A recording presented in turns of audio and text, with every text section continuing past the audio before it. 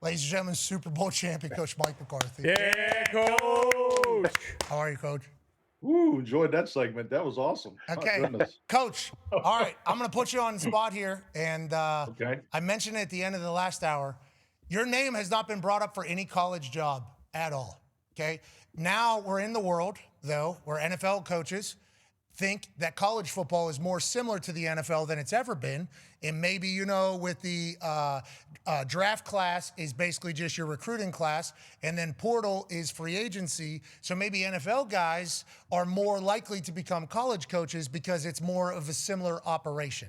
Now, like I said, nobody has mentioned the great Irishman from Pittsburgh for any of these college jobs. Have you ever considered college? Or are you just NFL guy through and through? And what is your views on the current state of college football? Well, I mean, there was a time actually when I first got into coaching, I got into it for college football. I mean, that was my goal. You know, back at the University of Pittsburgh, you know, I was there in 1989 and 1992. And if you'd have told me I could have stayed there for 25 years on an assistant coach's contract, I would have signed it. I just felt that, you know, college football was the period of a young man's life that you could make the biggest impact. So that was my initial, you know, goal of getting into coaching and what attracted me to get into coaching. So, but then 1993, I got an opportunity at a young age by Marty Schottenheimer to be, you know, to be in the National Football League at Kansas City, and then really from there, you know, that's been my flight.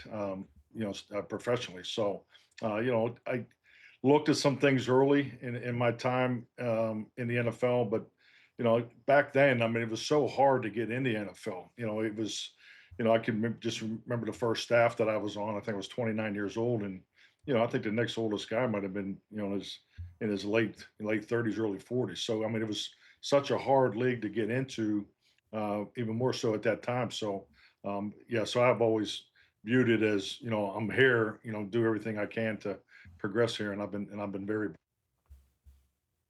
Oh, he's been very blessed, I believe, is what he was going to say. I mean, hell, I think I'm going to stick to women's volleyball. I mean, that's a juggernaut out there, what these guys are going through. But I do agree with you.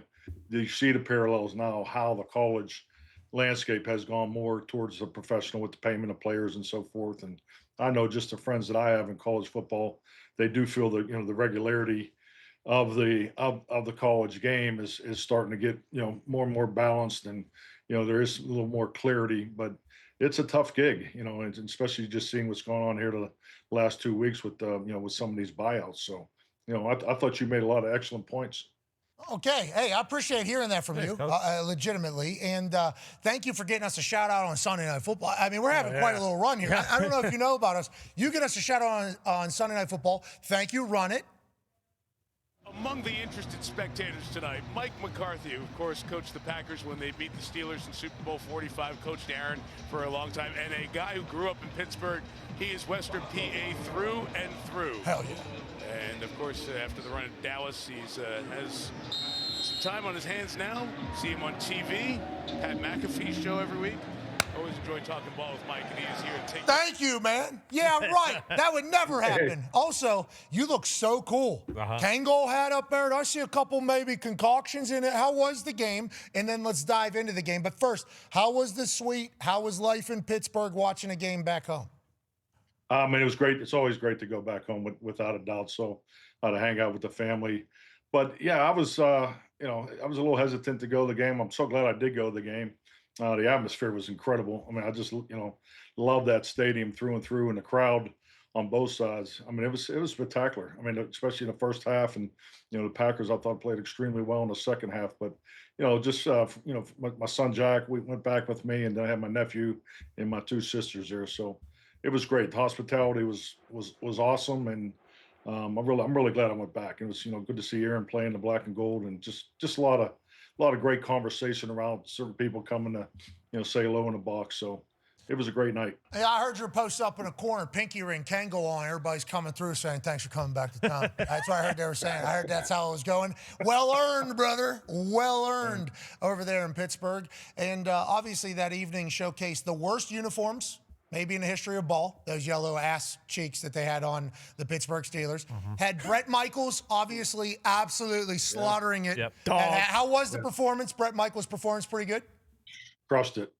No, he was awesome. The whole night was awesome, but yeah, Brett was excellent. Okay, He really had the crowd going. We've had conflicting reports from the stadium that maybe some places couldn't hear him as good, so maybe that's why the second half went the way that it went. But nonetheless, happy to hear that you liked. Oh, is that right? Yeah, that's some of that happening out there, Coach. Some of that happening out there. So I'm happy you enjoyed it. Yep. You got to go. You got front row seat. That's good. And then there was "Go Pack Go" chants allegedly that turned the Pittsburgh Steelers into having to use a silent count at home. Bruce Arians, former Pittsburgh Steelers coach, says, "I'm embarrassed for the Steelers fans." But other than that, what do we learn on the field? AJ has a question for you, Coach. Yeah, Coach, I don't know how many times you've watched the Packers or the Steelers offense play as a fan. I know as a kid, I'm sure you have, but watching Aaron from the stands, like as a fan, what was that like, and what do you think his game looks like? He's moving around pretty well out there, and we know he obviously can still throw the ball. Yeah, I think he's really starting to settle in. I really felt that way watching him against Cincinnati, the week before. And, I mean, it's like practice every day, AJ. You've been there. He makes, 3 or 4 throws. You just, they're routine, but his ball placement is still off the charts. He's starting to use his legs more, but I thought he looked good. The uniforms were different. Mind some of the, throwbacks that you guys wore back in the day, but it really was. It was a great atmosphere. The go pack go. We've heard that so many times on the road. That was something I didn't think I'd ever hear in Pittsburgh, but it was a really cool night. And I thought Green Bay really stepped it up in the second half. I've seen Green Bay play live 3 times now, and seeing them in person, I've been very impressed. Week 1, week 2, and then this past game against Pittsburgh. AJ says whenever he watches a game, and I think a lot of ex-players say their natural tendency is to watch the position that they played. Okay, so AJ probably watching like linebacker potentially playing whenever he first retired. For me, obviously, I watched quarterback. That was kind of what I do in that entirety. When you're easy, 4-stringer, brother. Watch Thanksgiving. Go see the perfect passer rating. Okay, I don't know how often you played there, but Coach, are you watching and like calling plays in your head, or thinking about like what you would do next if you were calling the plays? Is that happening for you, especially with like Aaron? Like, okay, Aaron's doing this. I think we should probably do this next. And have you done that with every game that you've watched? If that question makes sense. Yeah, no, it makes perfect sense, because I just think we're all a product of our experience. I watch it more from a game plan perspective. I'm always very interested in who's playing with quicker tempo, the game operation, play entry, things like that, substitution. Particularly, watching Aaron, he had the one offsides that wasn't called, but the free play opportunities and things like that. So, and then obviously the third down, the red zone, the situational and the game management stuff. So I think you tend to just really try to go in the ebb and flow of the game, and it's funny because you're sitting there trying to watch the game, and it's cool, but when you have other people around you that want to talk and ask questions, and you're like, come on, man, it's 3rd and 5 here. Yeah, Coach. Pay attention. I mean, it's, what defense are they in? So I mean, yeah. So no, it's I think you watch the game from what you're used to. So I just really try to really stay in tune with the situations, and because it's just like you look at that game. There's 2 or 3 plays for Pittsburgh that go the other way, then maybe it's a tighter ball game in the second half. So, it just because the ebb and flow of the game is so critical to the success in our league, and I think it's just the parity has been so evident that games are that competitive, and the big plays just can swing in that momentum. So far to the left, and that sometimes you can't get it back. Watching in public is certainly difficult, with people around it. I don't want to say like I'm some super football expert, but Jesus, when you watch a game in public and you hear some things that people are saying, it's like, this got to be dumb. Has this person ever... Have you ever watched the sport before? It is hard, isn't it, Coach? It is. I couldn't even imagine for you. I could not even imagine for you. But it is. It's great how much people love it, though. Which is part of it all. Part of it all. You talked about the second half there for the Green Bay Packers. Connor has a question for you. Yeah, Coach. The second half numbers are coming out with the Steelers, and it's pretty bad. Hembo sent some stuff, just basically saying, yeah, here it is. The Mike Tomlin Steelers allowed fewer points per game in 2008, 2011, and 2010 than they're allowing in the second half alone this season. And, Tony's talked about this a lot. It's not as big of a deal if there wasn't so much money on the defensive side. And what I want to ask you about is this clip from Footballin' with Big Ben and Spank. The Pittsburgh Steelers, when I was there, and for as long as I can remember, we're the best in the world, or one of the best in the world, at making halftime adjustments. As players, we were proud of the coaches at halftime. Great coaches that were able to make halftime adjustments. We didn't play well in the first half. They were going to make adjustments, and we were going to go on the second half. And as long as we executed and did what we were supposed to do, the adjustments made at halftime were going to give us an opportunity to win. As I'm watching these games, it doesn't feel like the adjustments are being made. Again, I'm not in the locker room. Maybe they are and the players aren't. I don't know. This is just my opinion. Now, is that coaching? Is it players? Is it adjustments? Is it lack of adjustments? I don't know. But it just feels like the second half of ball games, we stink. And I'm just asking a question. Are we making the proper adjustments? Yeah, so Coach, obviously even Big Ben is kind of questioning. And we love Ben. Yeah, that footballing show is electric. He came in the suite too.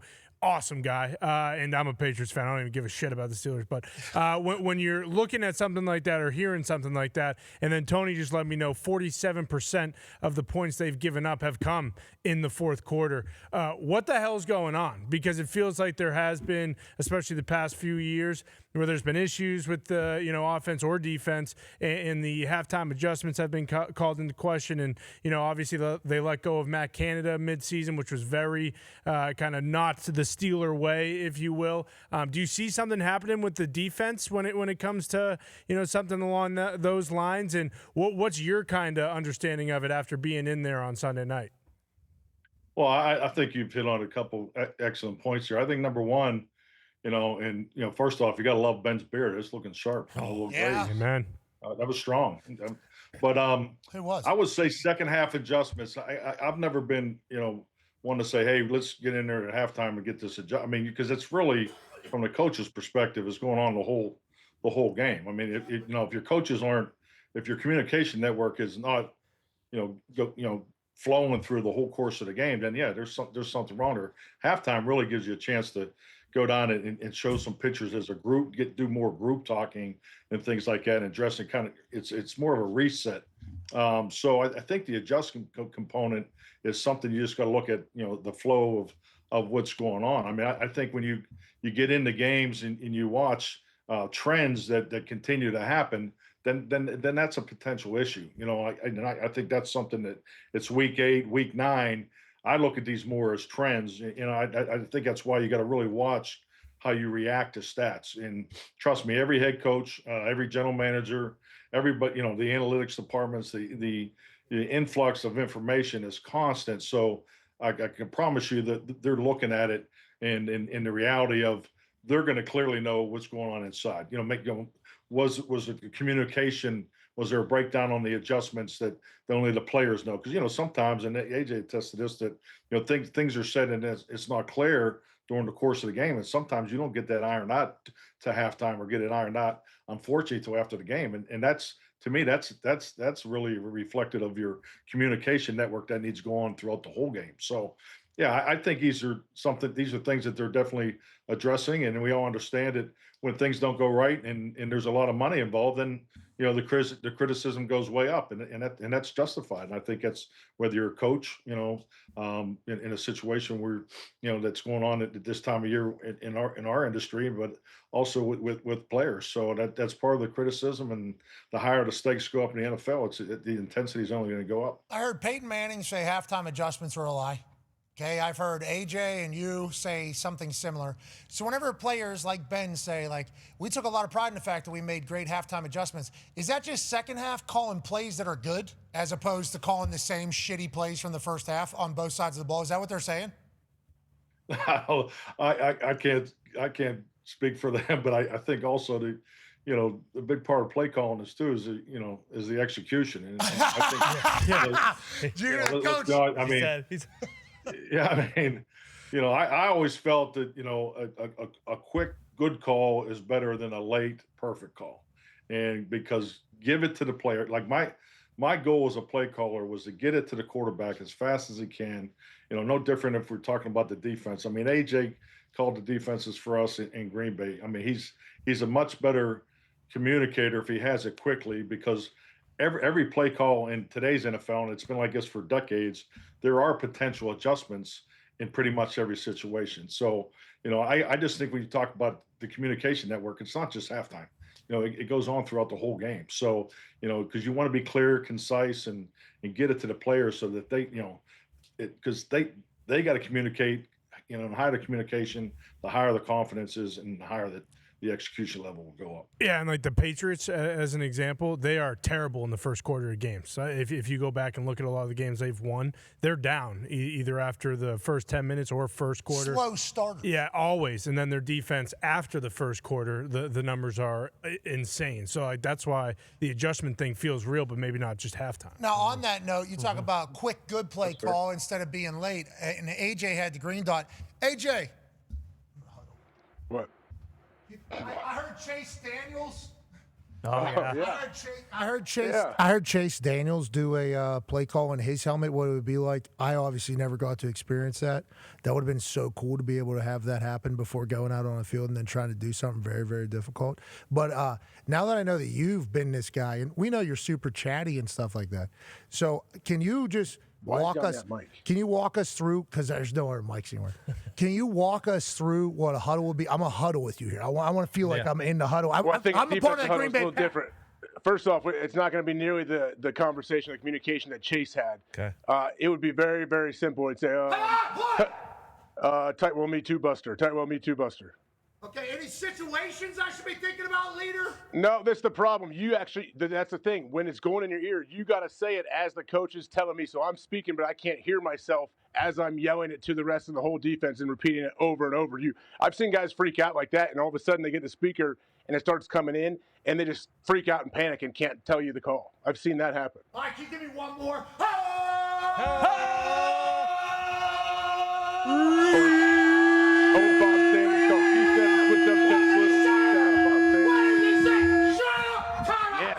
No, never call a timeout. Do you have your ears in? Never call a timeout. If you're on defense, you call your favorite blitz or your favorite defense, buddy, and you tell them, sorry, pal, it didn't come through my speaker. I couldn't hear a word you were saying. I need you to be louder. Raucous environment. Jeez, we're just at Lambeau, bro. Yeah. Fourth down. Coach, did you hear that bullshit? We couldn't hear a word you were saying. Defensive coach, can you imagine as an offensive coach, if a defensive player called a timeout because he couldn't get the defensive call in, I would assume you'd be a little bit upset at me if I would have done that. I'd just give us a call, right? I can give the defense a call. Absolutely. No, you always have to have a go-to call. So I was D-tackle there too. I was turning around listening to you. Imagine D-tackle calls timeout because I can't hear. Wait, what's AJ? No. AJ, what's your favorite go-to call though? If you couldn't hear, what's your favorite go-to call? I don't know. It's a little double A-gap blitzers. There you go. That's most likely to call. Why is that? Who gets to go? Well, I'd go first and go ram my skull into the first person and hopefully ricochet into the quarterback. All right, that's awesome. Thank you for taking us inside a huddle with you, AJ. That was an honor. Yeah. God, Hall of Fame nominee. Got a chance to hear it. I know. Did you hear that? Chase had a lot of communication in that one. That was much different than the offensive. Well, I couldn't hear a word you were saying. Chase had a lot more projection in his voice. Did you hear him do that? What was your play calls like? Let's say, here we go. Okay. Yeah, this is the one you want to do. Are you talking to me? Yeah, definitely. Oh, you want a play call? Yep, need one. Right I'll now. just go old school with you. Well, the other part too, you got blue right, C left, two jet flanker drive, X corner. Blue right, C left, two jet drive, down to the X corner, Brady. Yeah. Okay, let's get another one. Would you say anything after, Coach? Would you say anything after, like, hey, watch him play in cover two? Or did you, like, if you had time? George Pickens is balling right now. Get in the ball. That's a good call. I'll be honest with you. I mean, every quarterback that, as far as a play entry, like some guys wanted to play, like Brett Favre. Brett was like, "Hey, tell me to play. You could talk to me all the way up to 15 seconds." He was fine. Now Rich Gannon, because these are the guys I kind of learned with as the quarterback coach and coordinator, is Rich Gannon wanted to play and get the hell off just get out of my ear, because he was gonna talk more, and Aaron was more like Rich. Dak was probably a little more like, so I mean, every guy was a little different, and that was really, we called a play caller's purpose. And the play caller in the quarterback room, you spend a ton of time talking about each play call in the game, because you go through your offseason, you put the plays in, and these are for normal down and distance. But if we use this same play in third down, then there are adjustments that go with it. So there's a lot of conversation that goes on about each and every play with the quarterback. So the purpose of the play call. So you always might want to tag a reminder, with that, particularly if you're using, in a 4 vertical scheme in first and second down as opposed to a 4 vertical scheme in third down, because obviously the coverage will be tighter. The matchup emphasis is maybe different. You change the formation, but the concept's the same. So I think the biggest thing for quarterbacks, and that's why, so much as it goes into these off-season programs, is these conversations. It's always the little stuff. It's the little things that you can give, not only you give to the quarterback, but he can give to the X receiver breaking the huddle, or to the tight end on a vertical scheme. Make sure you hit the inside edge of the hash. Just all those little coaching reminders, particularly the biggest ones. I think that's where you were going, was in protection.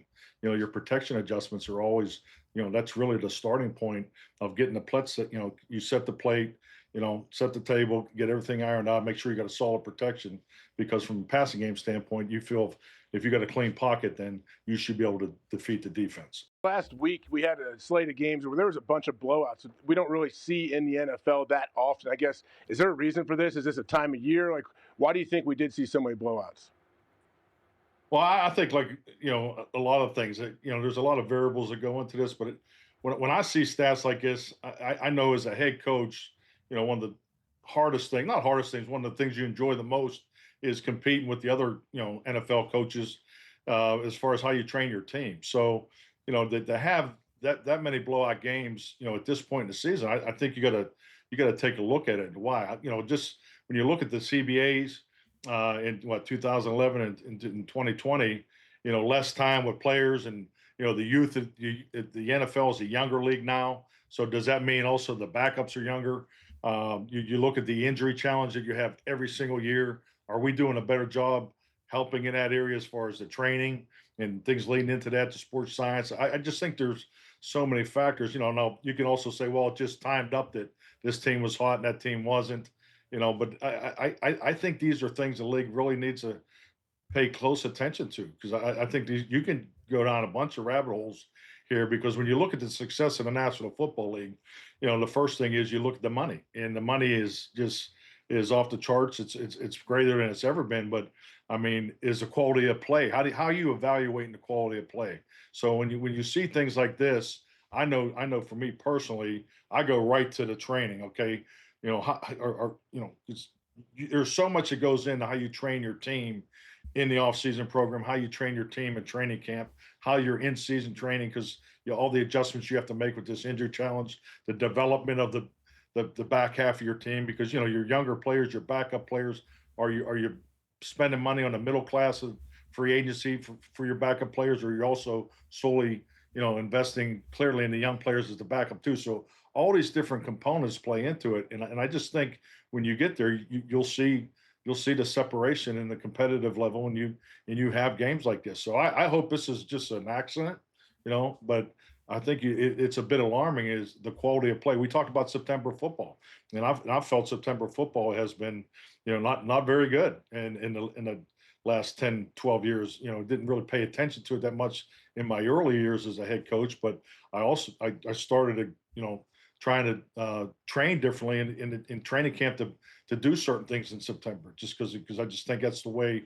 this thing's gone, because less time with players and coaches does not equate to higher quality play. I don't care what the numbers say, what goes into it. And I think that is showing up here. That's rearing its head more and more, in my opinion, as we move forward here. I just wish there could be more time, particularly even if it's just with the younger players.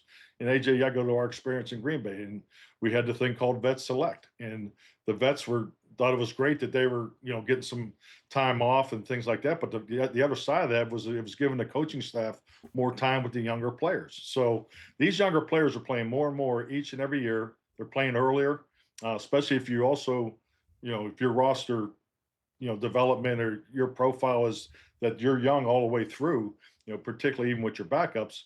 Where's the extra training to make sure these guys are ready to play? Because let's also, let's throw in the injuries. When guys aren't totally ready to play, they play what? With a little less confident player on the NFL field. injury risk can go up. So I just think there's a lot of rabbit holes you can run through here when you see a statistic like last week.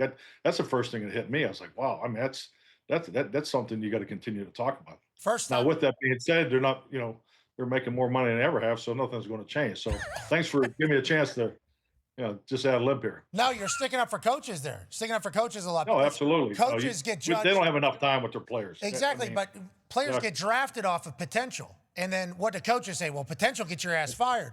Potential is only really potential if you have the ability to work and get to that, and that's where the coaches come in. Coaches are getting judged on that, hey, this was the potential. This is where he's at. This is on the coaches. And then the coaches are like, you guys have cut into all of our training time. And I think what you're hearing from Coach McCarthy there is not just him, but the coaching community as a whole when it comes to the NFL. Whenever you talk about the new CBA, the amount of training time, we'll drop this off, we'll cut this off. And the people that are making those decisions, you're saying, are only worried about what percentage of the money are either side getting and what is the money, as opposed to what the product is on the field, which is literally all the coaches are being judged about. Is that an accurate take on why you feel that way? No, absolutely. No, that's part of it. But I mean, we get into this profession and understands the risk. So I mean, it's not as much about that. I just, we want to be the best that we can be. And the biggest thing about coaching is developing every player to his fullest ability, physically, mentally, and emotionally.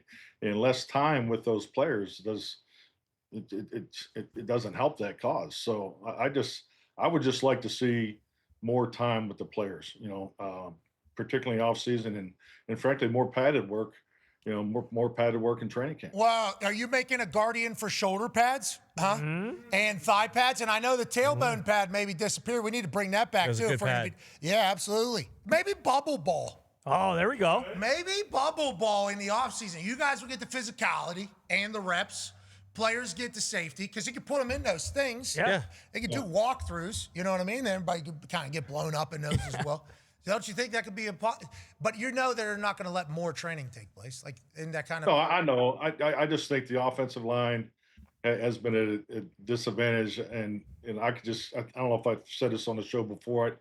I can remember when I was on the coaches Madden committee, and the late great John Madden would always bring it up, and he'd say, "How can we help these offensive linemen? I mean, they're at such a disadvantage coming out of training camp because they have the least amount of time to get ready to do their job because of only a certain amount of padded practices. Where the off season the perimeter guys can still work on their footwork, their timing, and there's a lot more training opportunity for the perimeter players. Yeah, and if you're going to be a good team, you're going to have a good offensive line. And if you're going to be an ass team, it's probably because you have an ass offensive line. That's kind of how the football goes at this point, Coach McCarthy. And always has. It always has.